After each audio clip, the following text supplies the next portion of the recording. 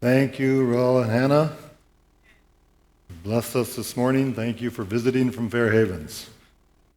Heard some good music today, and we'll hear some more later on at our concert this afternoon. And we're a little late, aren't we? Some of you are already worried. You should be. We're just building up your endurance for camp meeting next Sabbath. This is just going to get us warmed up. Have you ever had just a really bad day? Guess not. I'm talking about one of those days, that makes you want to join in singing that classic line. I don't know if you're as old as me. You maybe saw when you were growing up or in times past that old TV show called Hee Haw.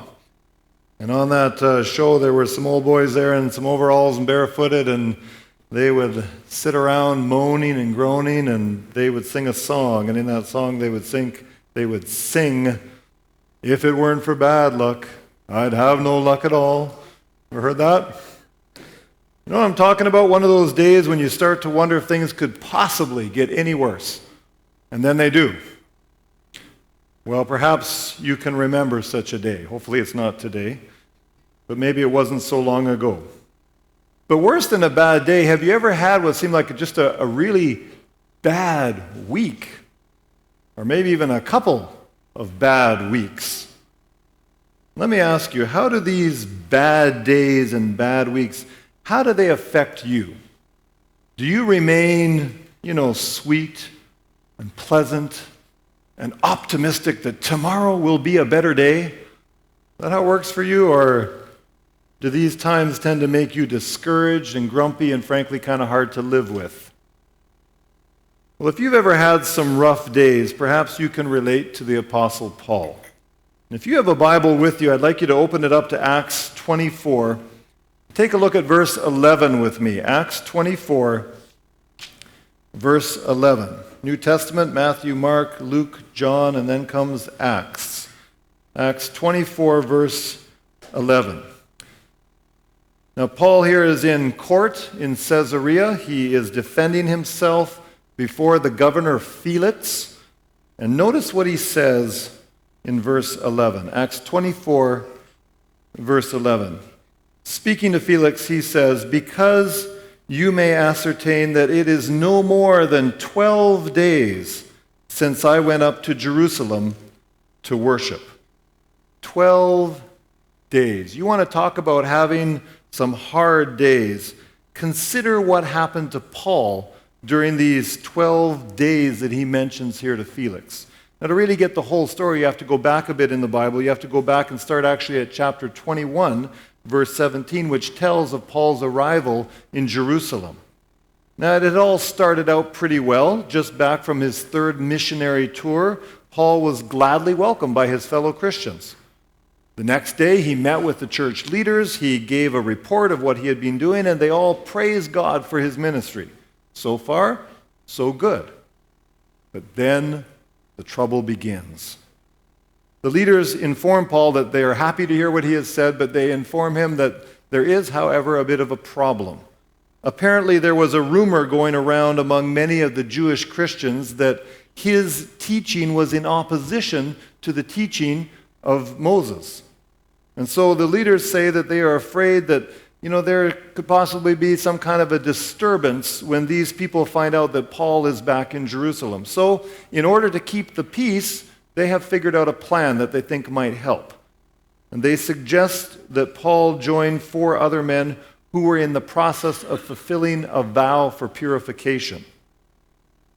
Now, I'm sure that Paul already had some plans for what he wanted to do while he was there in Jerusalem, but now he is asked to set those plans on hold and instead go and join in this purification process, wait around for about 7 more days for the vow to be over. And then if that wasn't bad enough, because he was joining these men in the middle of their vow, the regulations stipulated that he had to pay for the expenses associated with the purification process, not just for himself, but for the whole group.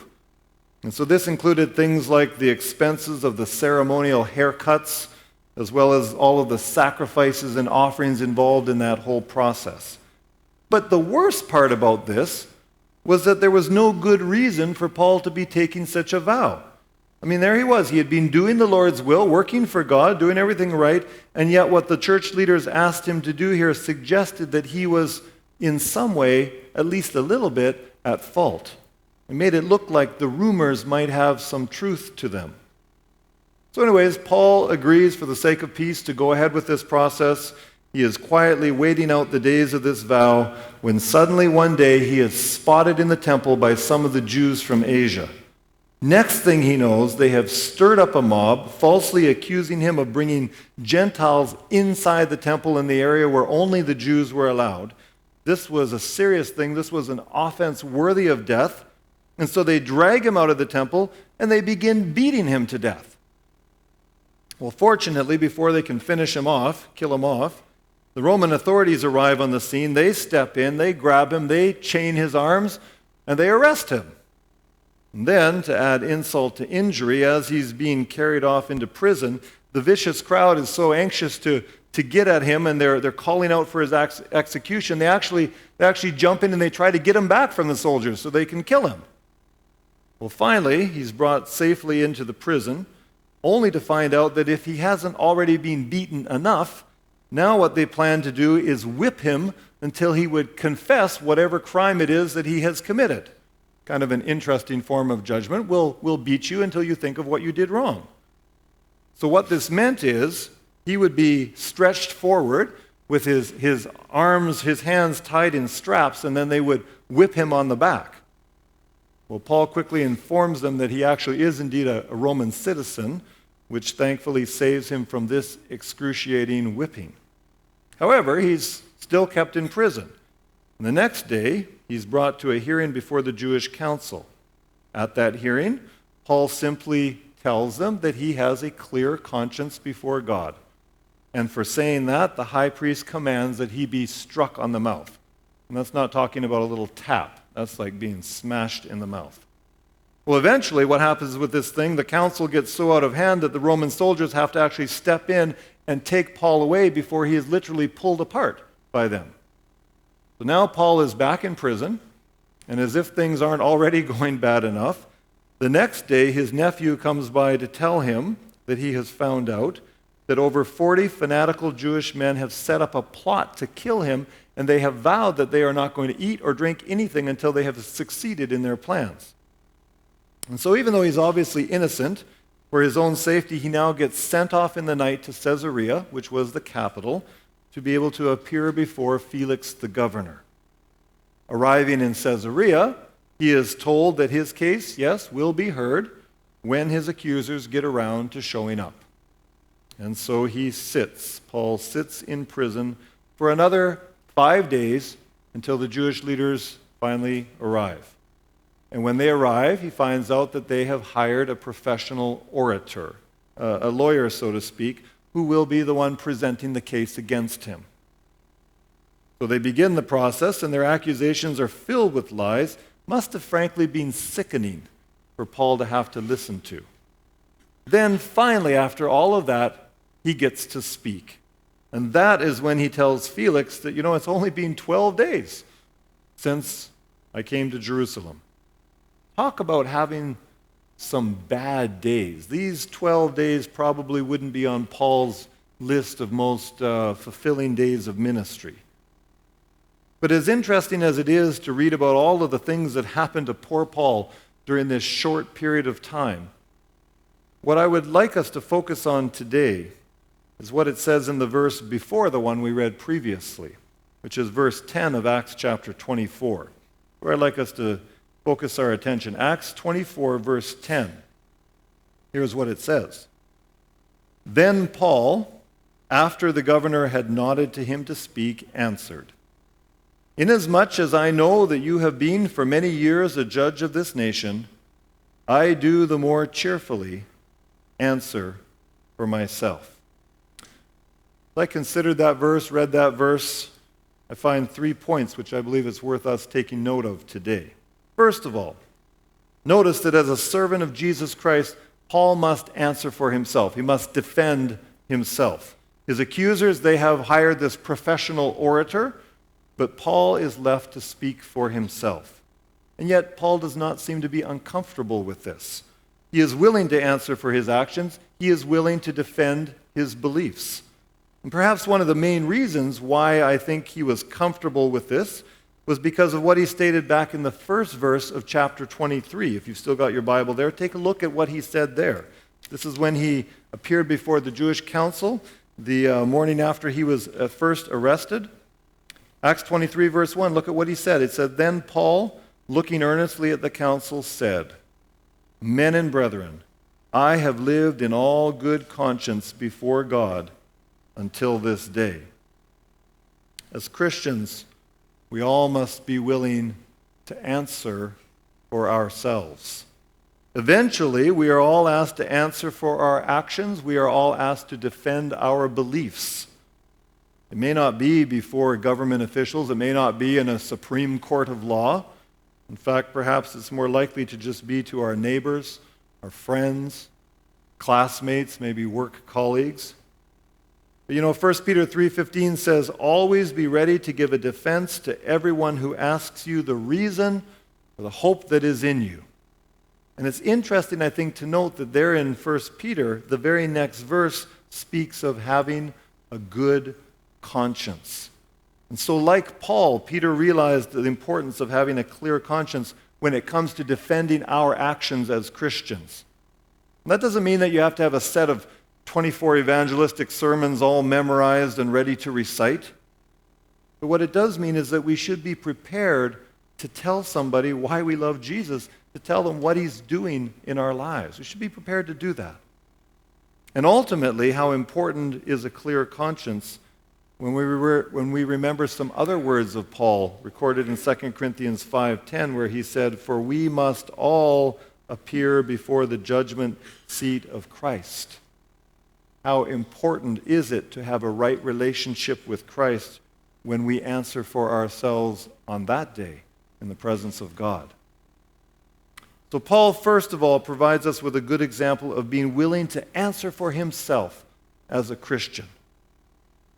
But notice again how Paul starts off his defense to Felix in Acts 24, verse 10. When the governor gives him the signal to begin his defense, Paul starts by saying this. He said, "Inasmuch as I know that you have been for many years a judge of this nation, I do the more cheerfully answer for myself." Now, when I first read that, it seemed to me like maybe Paul was buttering up Felix just a little bit.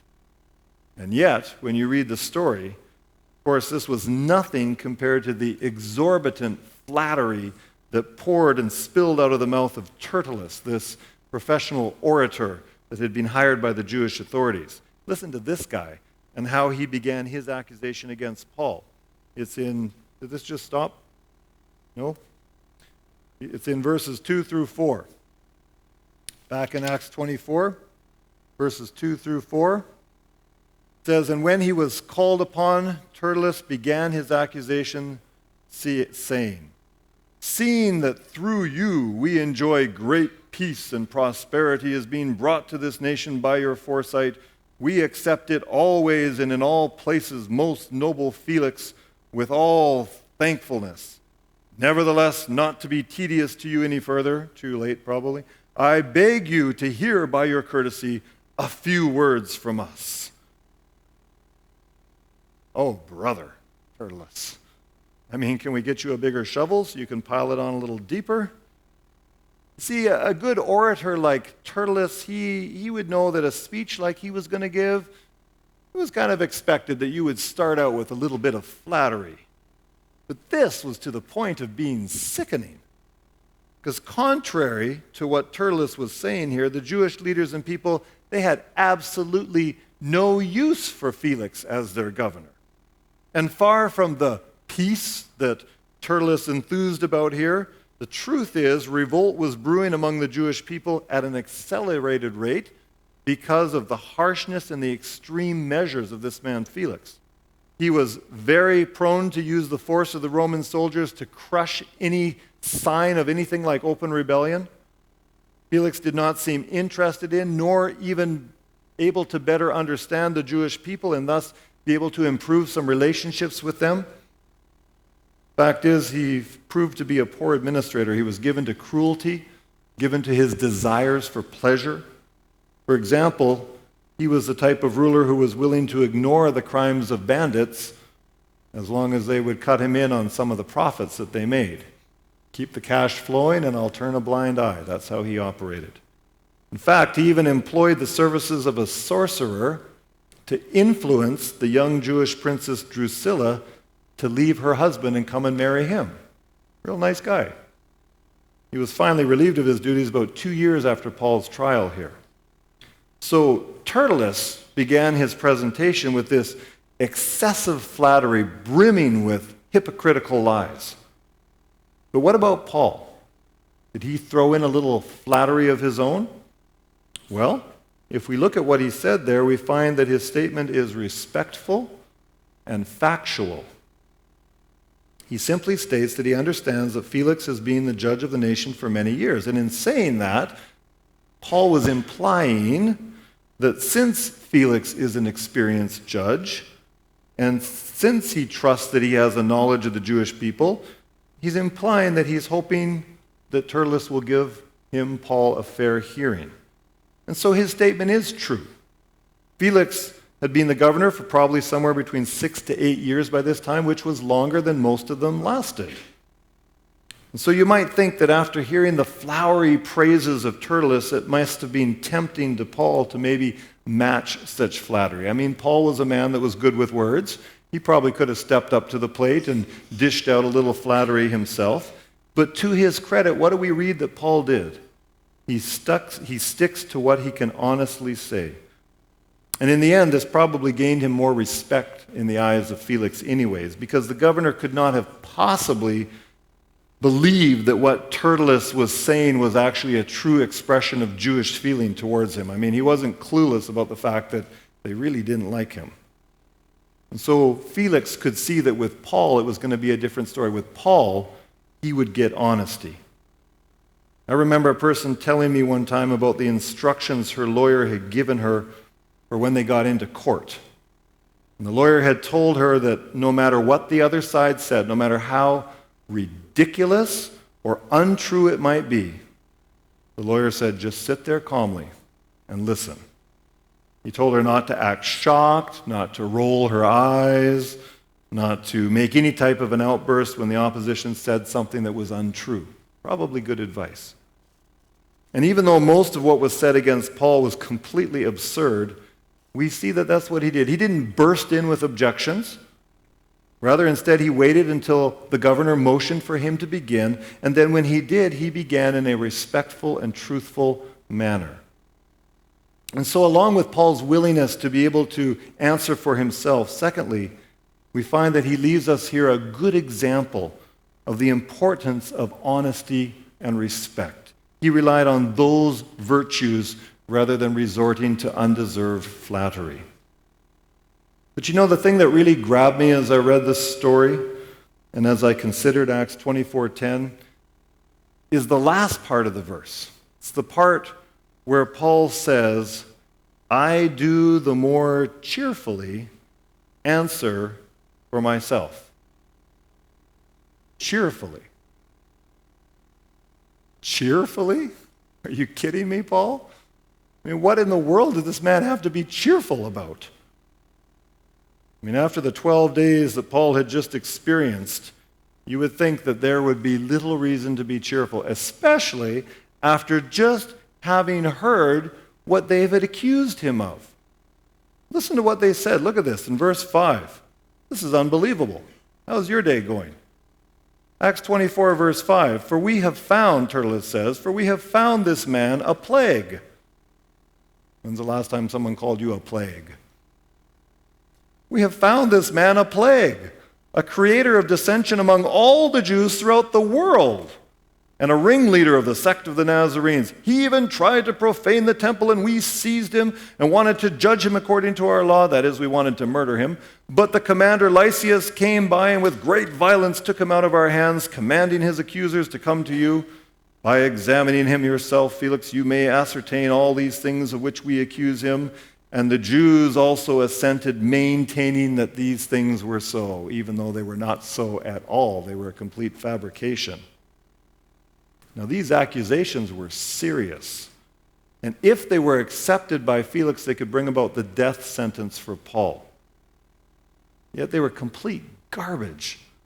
The whole accusation was based on lies, based on deception. And so Paul finds himself in this dangerous position. His life is literally on the line, and yet he claims to cheerfully make his defense. Cheerfully. How many of you are cheerful right now?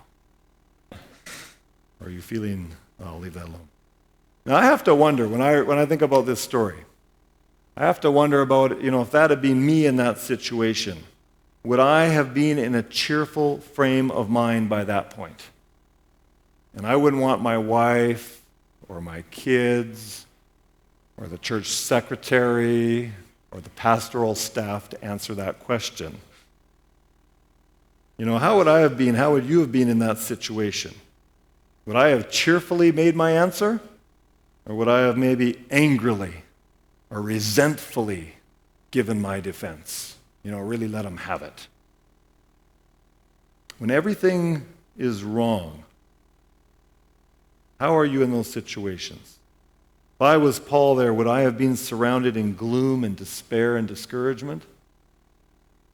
When everything is wrong and things seem to be going against you, how easy is it to be cheerful? How easy is it?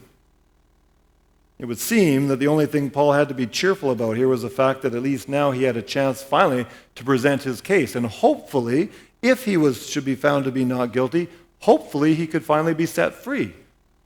And I suppose also looking for a silver lining in this, he realized he was speaking to a judge who was at least acquainted with these Jewish leaders and how they operated. He wasn't brand new on the job. And yet, with the way things had been going so far, you would think in that situation it would have been a lot easier to see all of the possible negative outcomes instead of having hope for something positive. And I'm thinking that Paul must have felt at least a little bit discouraged on the inside after all that had happened to him these last few days. So how in the world could he be cheerful? Well, I was wondering about that.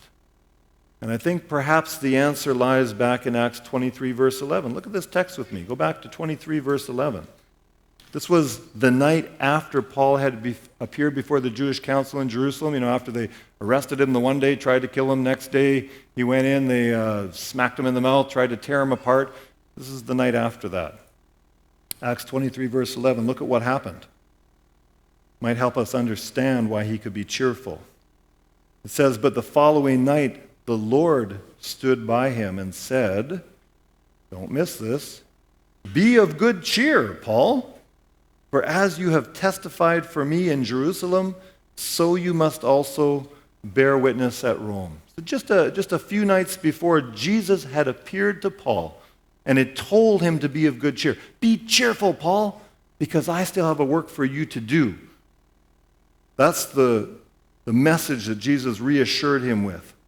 And so even though Paul had just experienced this terrible 12 days, because he was assured of Jesus Christ's presence and guidance, he was able to be actually, truly cheerful as he made his defense. And we see also that he was obedient to the specific instructions of the Lord. Now, I'm sure that Paul didn't just naturally feel cheerful inside. I would expect that doubt and discouragement and frustration must have tempted him. But obviously, Paul had made a conscious decision that no matter what, he was going to be cheerful. No matter what, he was going to trust in the Lord.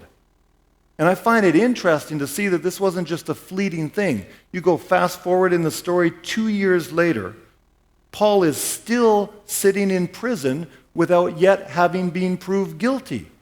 How would you feel after you've been in prison for 2 years and you haven't done anything wrong and they haven't even figured out that you've done anything wrong? And look at what happens. Given a chance once again to be able to answer for himself, this time it's before King Agrippa. Look at what he says. Go over to Acts 26, verse 2.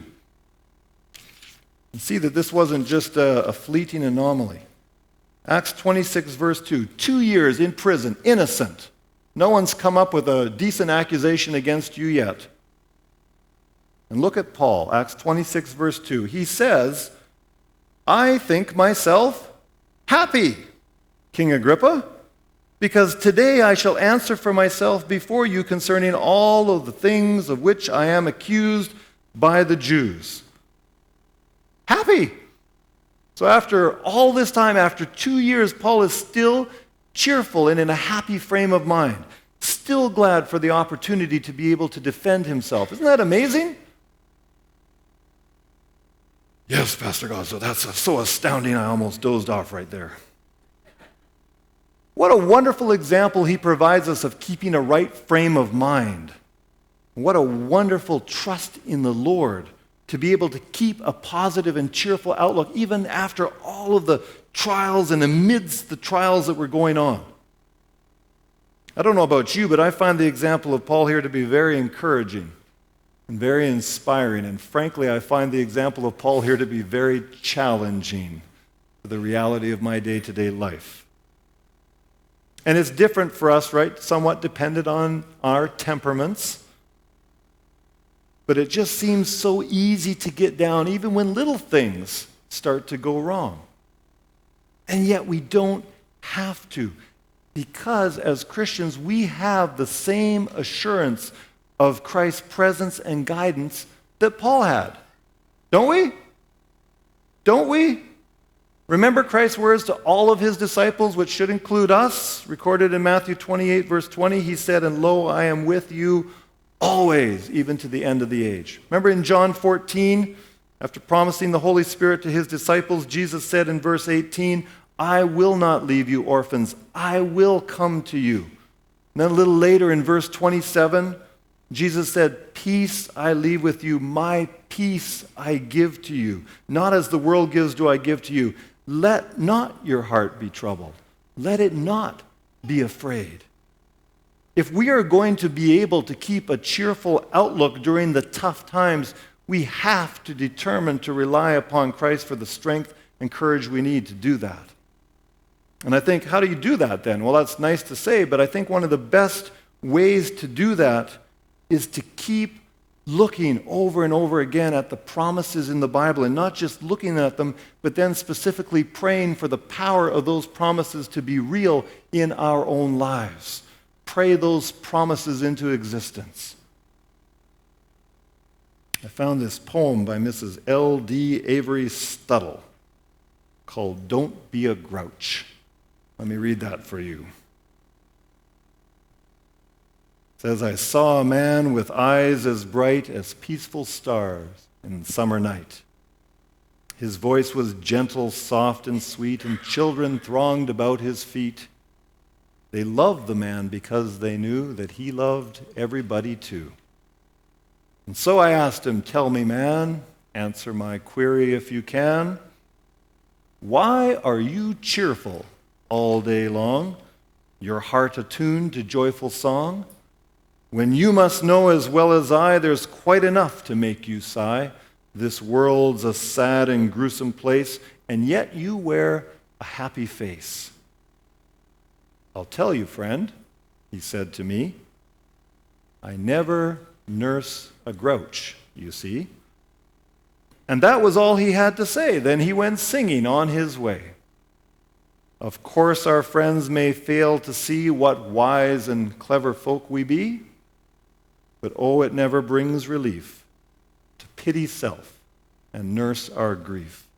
Indeed, the world is full of woes, and men will tread upon our toes, like Pastor Anderson, and clouds will come and rain will fall, but God's great love is over all. God's great love is over all. You know, there is an Irish proverb that says, continual cheerfulness is a sign of wisdom. Continual cheerfulness is a sign of wisdom. Perhaps we could add to that it's also a sign of a healthy Christian experience. Ellen White mentioned cheerfulness often in her writings, even going so far as to state in her book Messages to Young People that, get this, Christians should be the most cheerful and happy people that live. Page 363, the most cheerful and happy people that live. Yeah, well, that's fine on the good days, but what about those bad days? And what about those bad weeks? You ever have those? What about those bad months? Have you had a bad month?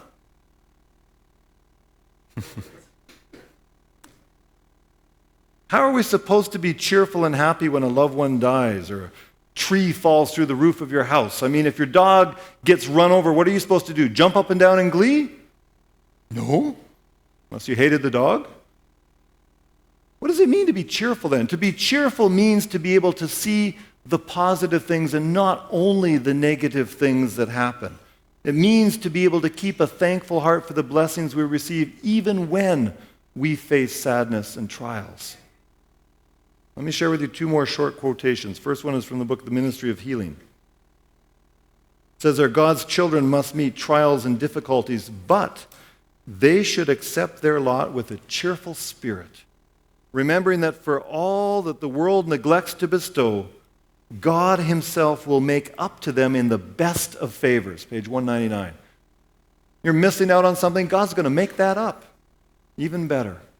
And finally, one more from Testimonies, the series, Volume 6. It says, even in this world of sorrow, disappointment, and sin, the Lord desires us to be cheerful and strong in his strength. Page 365.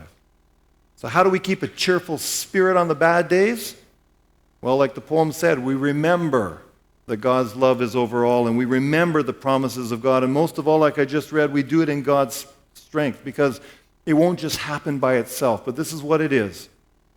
If we choose to be cheerful, and if we pray for God's strength to be cheerful, then you know what? We can be cheerful, just as Paul demonstrated. I am thankful for Paul's example here of being willing to defend his Christian life. I'm thankful that he was willing to do it respectfully, honestly, and most of all, cheerfully. May we be willing to do the same. You know, when I was little, we used to sing a song called I'm Happy Today. You remember that one? You could be happy because the sermon's almost over. I'm happy today. Remember that? I'm happy today. I'm happy today with Jesus, my Lord. I'm happy today because he's taken all my sins away. And that's why I'm happy today. In first service, I was the only one happy. Thank you for joining me. Maybe we should sing that song a little more, you think? Let the words of Jesus recorded in one of my favorite Bible verses, John 16:33, give you courage. Where Jesus said, these things I have spoken to you, that in me you may have peace. In the world you will have tribulation, but be of good cheer, Jesus says, because I have overcome the world. Have a happy Sabbath.